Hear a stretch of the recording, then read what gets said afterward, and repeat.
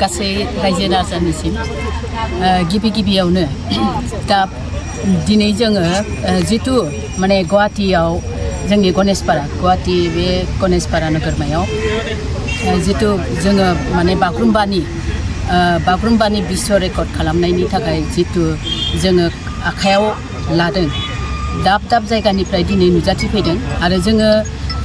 actually जोङो मोनबा संगठना बेयाव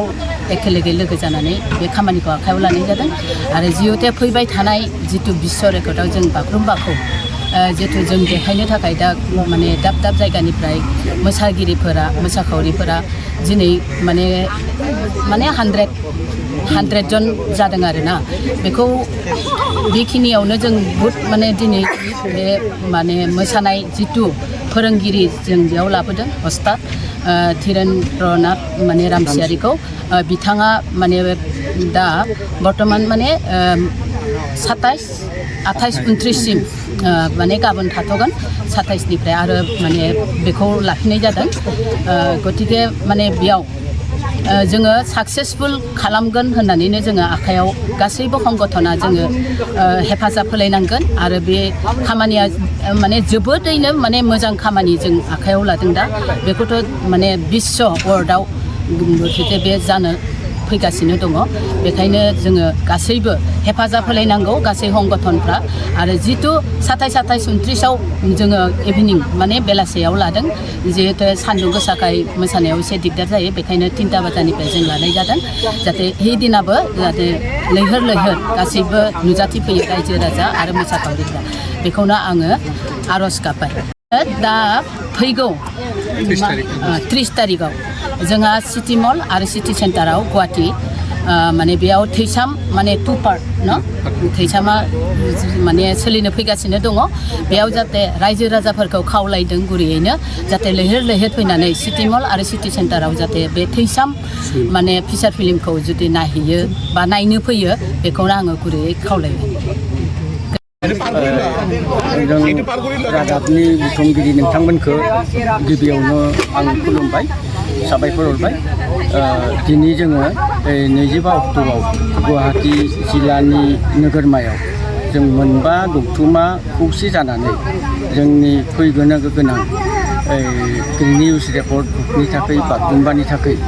जोङो बेयाव दिनै वर्कशप खालामबाय गुवाहाटी जिल्ला नोगोरमानि गणेशपारा मिलन ज्योति संघनि थारमाने फोथाराव बे फोथाराव दिनै जोङो जोंनि मोसादांखा गथ'फोरखौ जों बेयाव दिनै ट्रेनिं होबाय बे ट्रेनिं होनायाव जों एसे